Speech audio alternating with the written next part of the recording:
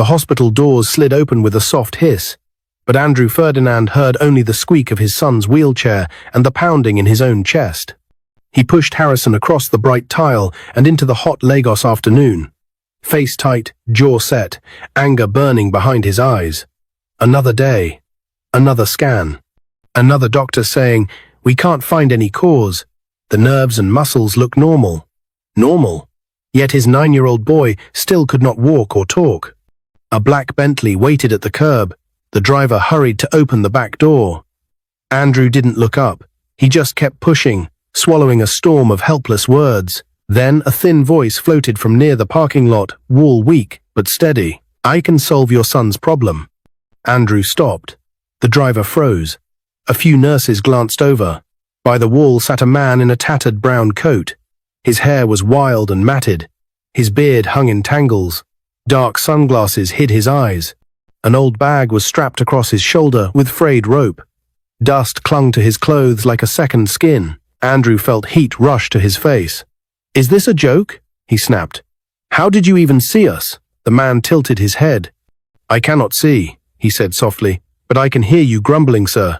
I can count the turns of the wheelchair. I can feel pain when it is heavy in the air. Your son's pain. Your own." The driver took a step forward. "Ogre, let's go," he whispered. "Ignore him." But Andrew didn't move. Something in the stranger's voice felt different, not pushy, not hungry, not mocking. Calm, certain, like a hand reaching into a burning house and saying, "Come out."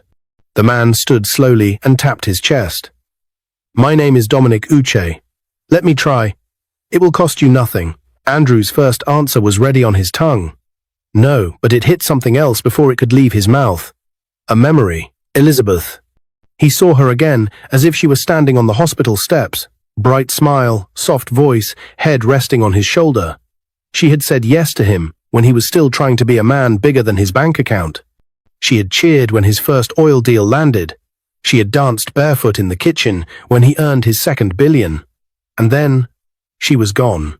One morning of joy turned into a long night in the delivery room. Elizabeth had smiled, whispered, "Take care of our son, Andrew," and slipped away like a candle going out. He had sworn never to marry again. He had poured his life into the tiny boy in his arms. He had hired the best nanny in Lagos. He read bedtime stories himself. He took early flights home from Dubai and London just to tuck Harrison in. The boy was joy and ache in one small body. On Harrison's first birthday, a new fear came. The boy didn't stand. He didn't crawl. He didn't babble. Andrew told himself, he will catch up. But months turned into years. Doctors checked him. They poked, scanned, and measured. No clear cause, they kept saying. The nerves and everything are okay. So why couldn't his son walk or talk? Andrew breathed in and out, eyes burning. He looked down at Harrison, who watched him with a quiet, gentle smile. The boy's fingers twitched on the armrest of his chair. He was bright inside. Andrew could feel it, but trapped behind silence and still legs. "Sir," Dominic said again, "give me a chance. If I fail, you can drive away." A small circle had formed now, nurses peeking from the doors, a security man with his hands on his belt, 2 patients wrapped in colorful wrappers. Lagos traffic hummed and honked, but the space around the wheelchair felt like a bubble where only breath and heartbeat lived. Andrew cleared his throat. "What can you do?" he asked. "Tell me first." Dominic touched the old bag on his shoulder. "I carry herbs," he said.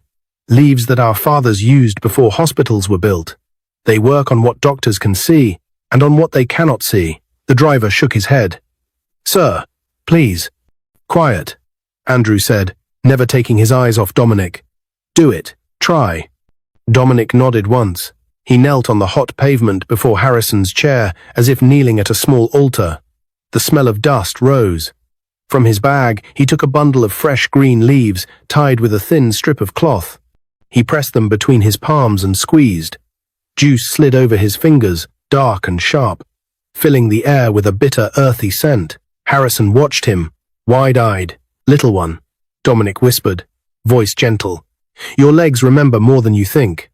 He rubbed the cool liquid along Harrison's calves, then his ankles, then the soles of his feet. His hands were steady, like someone writing a careful message on skin. The crowd held its breath. Andrew held his son's hand, unable to look away. Dominic sat back on his heels. "Stand him," he said. Andrew blinked. "What?" "Stand him," Dominic repeated simply. "Let his feet find the ground. Only for a moment." Andrew's heart thudded hard. He had tried so many things. He had been disappointed so many times. But what harm could one more try do? He slipped an arm under Harrison's shoulders and another beneath his knees, lifting gently. Harrison's feet touched the pavement. For a heartbeat, nothing happened. Then Harrison's toes curled against the ground. Andrew felt the tiny, strong push in his son's feet. He gasped and loosened his grip. Just a little. Harrison's legs trembled. He swayed. Then, like a bird that had been practicing inside its shell, he straightened. He was standing. Andrew let out a sound that was half laugh, half sob. The driver covered his mouth with both hands. Someone whispered, "Jesu." A nurse took a step forward, then stopped, tears bright in her eyes. Harrison looked up at his father, daylight shining in his face. He lifted one foot and put it down, then the other. One step. Two. His mouth opened as if a word had been waiting there forever. "Da." Air rushed out. No sound.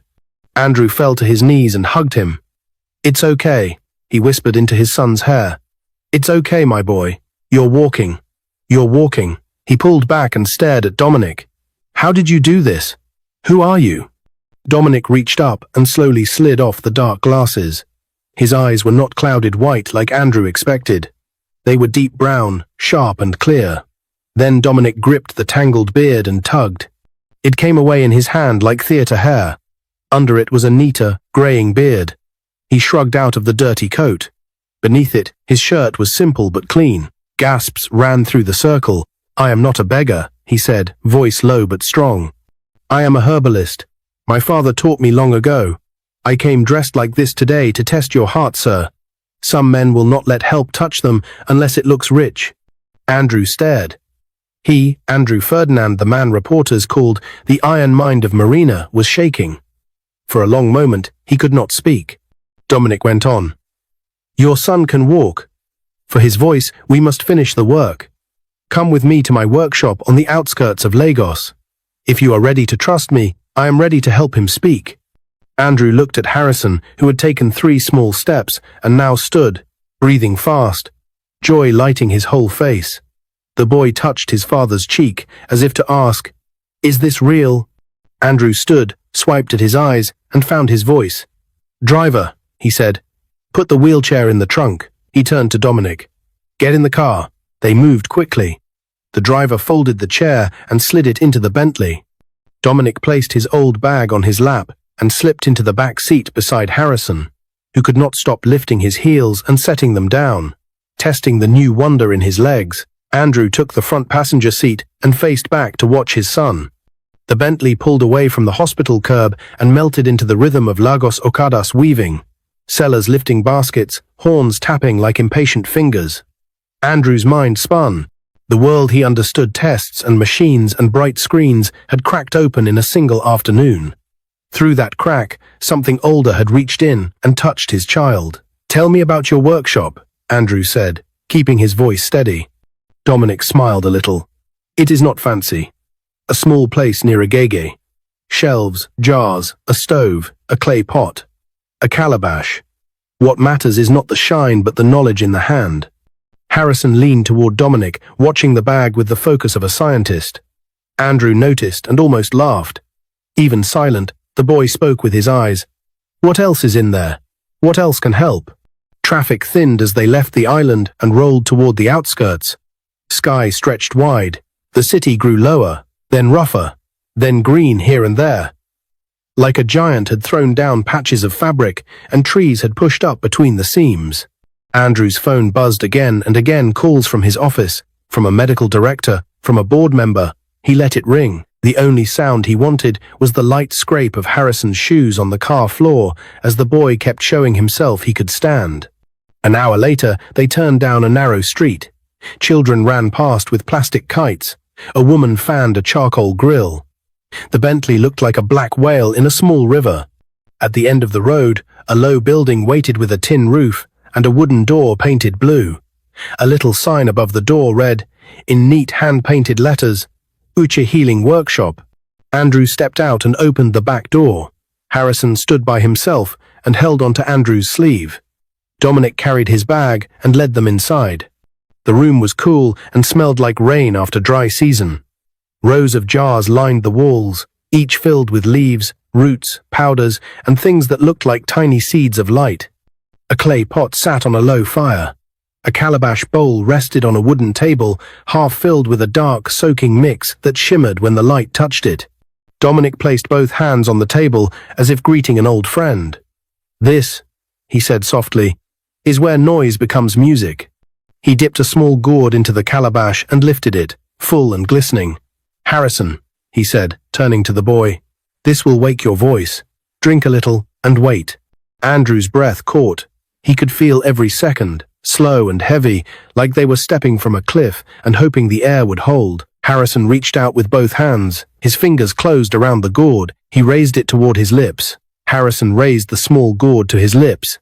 Andrew held his breath. Dominic stood close, steady as a wall. "Only a sip," he said softly. "Let it touch the tongue. Swallow slow." Harrison took a careful mouthful. The liquid was dark and bitter. He made a face, swallowed, and blinked fast.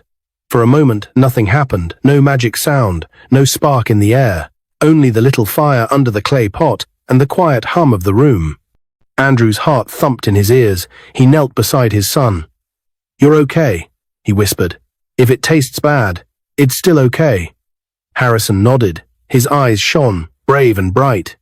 Dominic dipped again. "Another small sip," he said. "Then we wait." Harrison drank. He pressed his lips together, swallowing like a soldier. Dominic set the gourd down and placed 2 fingers lightly on the side of Harrison's neck. "Breathe in through your nose like you're smelling the rain," Dominic said. "Out through your mouth like you're blowing a candle, but don't make it go out." Harrison breathed in slow, deep. He breathed out soft, careful, again, and again. Andrew watched, hands shaking on his knees. He wanted to reach for his phone, to call the nanny, to tell the whole world to stop and be quiet and listen. But he kept still. This moment belonged to his son. A tickle sound came from Harrison's throat. He coughed once, then twice. Dominic smiled a little. "Good," he said, voice calm. "The doorway is opening." Andrew swallowed hard. "Is he okay?" "Yes," Dominic said. "His voice wants to come out. We must show it the road." Dominic picked up a tiny jar of clear oil and rubbed a drop on the base of Harrison's neck. Then he did something simple. He hummed just a soft and tapped a gentle beat on the table with his fingers. The sound filled the small room like warm light. "Can you try?" he asked Harrison. "Close your lips and hum with me." Harrison pressed his lips together. He pushed a little air. Nothing. He tried again. A very small sound, like a bee far away, buzzed out. Andrew felt tears jump to his eyes. "That's it," he said, voice shaking. "That's it, son. Any sound is good." Harrison tried a third time. The hum came back, a little stronger, shaking as if the sound itself was shy. Dominic nodded and kept humming, tapping the same steady beat. He didn't rush, he didn't push. He let the room teach the boy what to do. "Now open your mouth a little," Dominic said. "Let the sound roll out." "Ah." He sang a soft ah, like a low bell. Harrison opened his mouth. The first ah was a whisper. The second ah held more air. The third ah found a tiny note and stayed there for a full second. Andrew covered his mouth. He was a man who signed deals worth more than some small countries, yet this shaky ah was the richest thing he had ever heard. Dominic moved the gourd closer. "One last sip," he said. "Small." Harrison drank. He licked his lips, thoughtful, as if the taste was no longer an enemy. Dominic took a pinch of dried leaves from a jar and dropped them into the steaming pot. The air changed cool and sharp, like mint and rain. He waved the steam toward Harrison's face. "Breathe," he said. "Let the steam wash the throat." Andrew felt the heat on his own skin. He thought of Elizabeth of the day. She had pressed his hand and said, "Take care of our son, Andrew." He thought of the first birthday party with silent candles. He thought of the long nights at the window, watching the city lights blink while he prayed without words. He had almost given up hope, not because he stopped loving his boy, but because the experts had run out of answers. "Now," Dominic said, "try a word. Not a long one. The word your heart says first." Harrison looked at his father. The boy's lips trembled. He swallowed. The room went so quiet that Andrew could hear the tiny crackle of the firewood. Harrison took a breath. Da, it came like a thread of wind. He stopped, eyes wide. Andrew nodded fast, tears on his cheeks. "Yes. Yes, Harrison. Go on. Another breath. Da-dee." The word was small. It was rough. It was perfect. Andrew let out a sound that was half laugh, half cry, and gathered Harrison into his arms. He could feel the boy's chest shaking with soft sobs. He didn't care that his suit would wrinkle. He didn't care that his phone kept buzzing in his pocket. He held his son and said the same word back like a prayer. "Daddy," he whispered. "I'm your daddy. I hear you." Harrison pulled back, eyes searching Andrew's face as if to see if this was real. He tried again, lips careful. "Dad, die." Stronger now. "True." Andrew kissed his forehead. "I hear you," he said again, smiling so wide his cheeks hurt. Dominic stood a little apart, hands folded, eyes shining. He gave them the space for joy. Then he moved to the clay pot and turned the fire lower. "We are not done," he said gently. "The voice has woken. Now we must help it learn to walk, just like the legs." Andrew wiped his face and stood, still holding Harrison's hand. "Tell me everything," he said. "Whatever you say, I will do." Dominic nodded. He took a small notebook from a shelf and began to speak in clear, simple steps. "Morning," he said. "A cup of warm water with a drop of this oil." Then hums for 5 minutes. After breakfast, 2 spoons from the calabash, not more. After lunch, breathe steam for 5 slow breaths. Evening, speak small words, daddy, water, bird, light. Do not force long sentences. Let the tongue learn. He looked at Harrison. "Your new job," he told the boy, "is to practice sounds every day. Sound is like a drum. If you beat it well, it will answer you." Harrison nodded, smiling, his hand gripping Andrew's finger tight. Andrew reached for his wallet. He had never felt more ready to pay for anything in his life. "Please," he said, voice thick. "Let me thank you." Dominic raised a hand. "Not now," he said softly.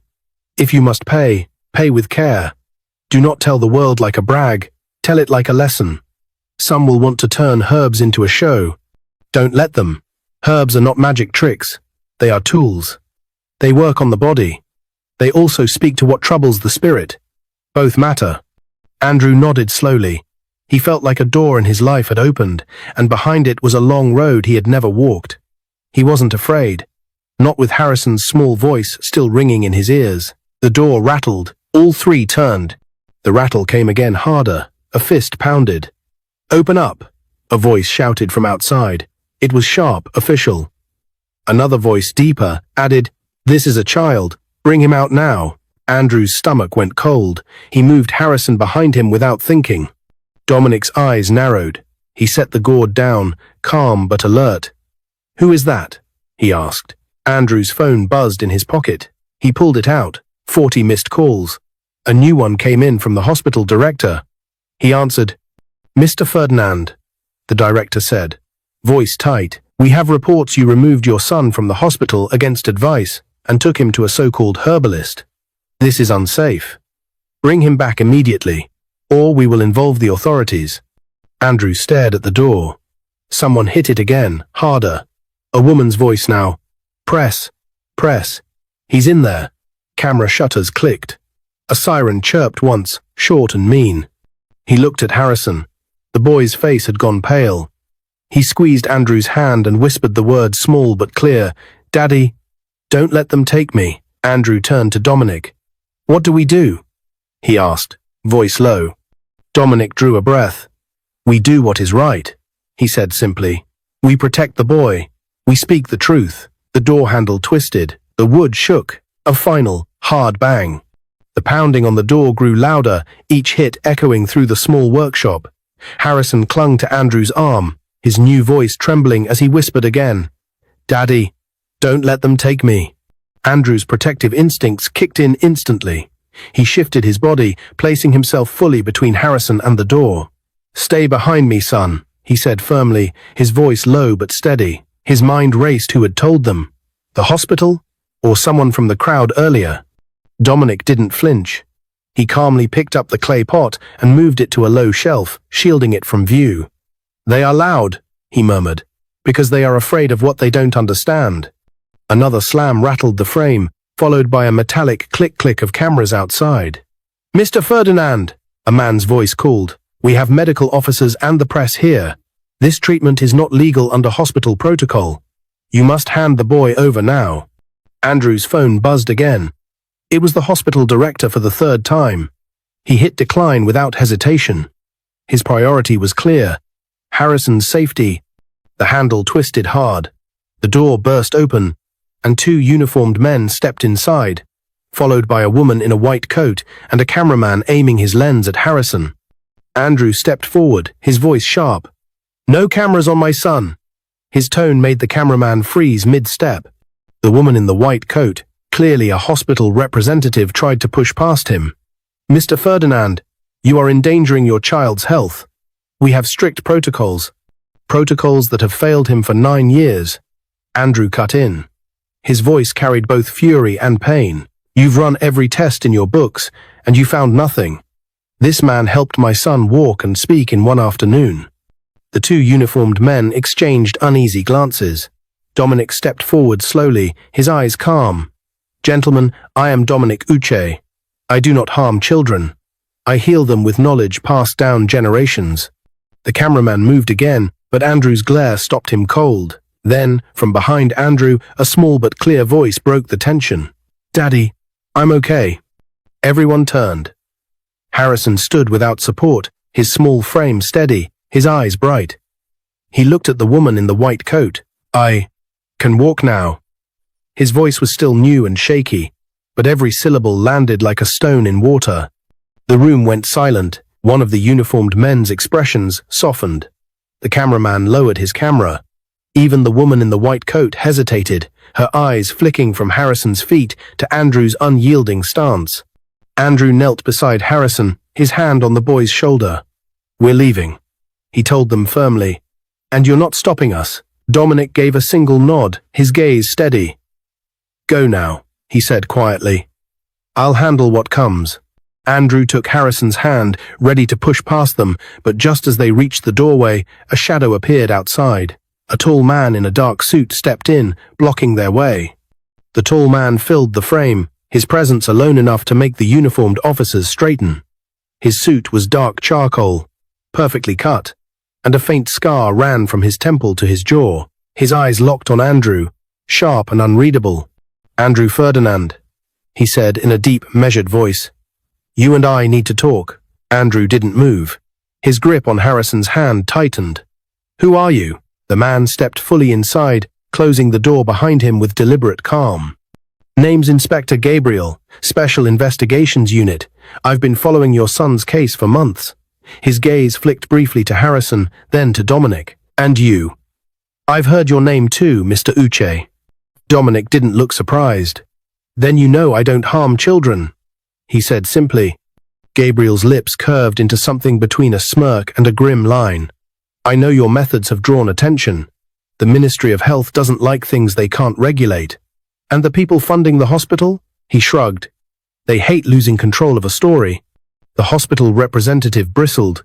"Inspector, this is highly irregular." He raised a hand, silencing her. "What's irregular?" Gabriel said evenly. "Is a boy who couldn't walk or talk suddenly doing both? That's either a miracle or something people will do anything to shut down before the public starts asking questions." Andrew stepped forward. "We're leaving. Now. My son has suffered enough." Gabriel held his gaze for a long moment, then moved aside. "Go. But you're going to need protection. Once this gets out, they'll come harder," the woman in the white coat snapped. "Inspector, you can't," but Gabriel's voice cut like glass. "Doctor, If you want to explain to the public why you're dragging a recovering child back to a hospital that's failed him for nearly a decade, be my guest. But I won't be part of that circus. Andrew didn't wait for more arguments. He led Harrison toward the Bentley, Dominic walking behind them with quiet steps. Outside, a small crowd had gathered, neighbors, curious onlookers, and a few journalists. Cameras flashed, voices called out, but one thing silenced the noise: Harrison, walking beside his father without the wheelchair. People gasped. Someone whispered, "Is that the billionaire's son?" Another murmured, "He's healed." Andrew guided Harrison into the car. Dominic paused at the curb. "Take him home," he told Andrew. "Follow the routine I gave you. I'll be ready when you call again." Andrew's throat tightened. "I owe you more than I can say." Dominic shook his head. "You owe me nothing. You owe him everything." He nodded toward Harrison. The Bentley pulled away. In the rearview mirror, Andrew saw Dominic standing tall, hands in his pockets, as the crowd pressed in. Andrew exhaled, thinking the danger was behind them, but a block from the workshop, a black SUV slipped into the lane behind them. No headlights, no plates. It kept pace with every turn. Harrison glanced at him nervously. "Daddy, why is that car following us?" Andrew's pulse quickened. Andrew's eyes flicked to the side mirror again. The black SUV was still there, hugging every corner they took. The driver glanced at him. "Ogre, they're tailing us." "Stay calm," Andrew said, though his voice was tight. "We're not leading them home. Take the long route." Harrison's small hand gripped his father's arm. "Daddy, I'm scared." Andrew squeezed back. "You're safe, son. I promise."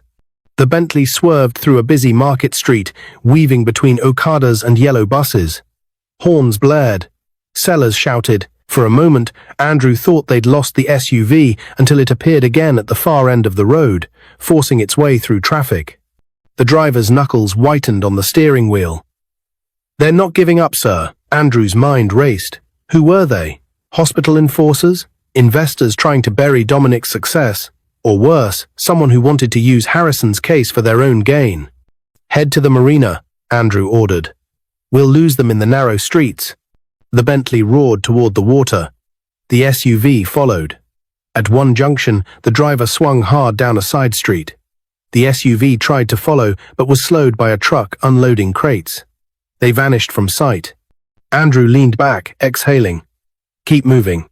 Just in case." By the time they reached his mansion gates, security was already on alert. The moment the Bentley rolled in, heavy steel doors slid shut behind them.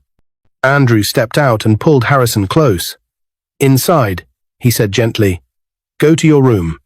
I'll come up soon." Harrison hesitated, then nodded and hurried inside. Andrew turned to the head of security.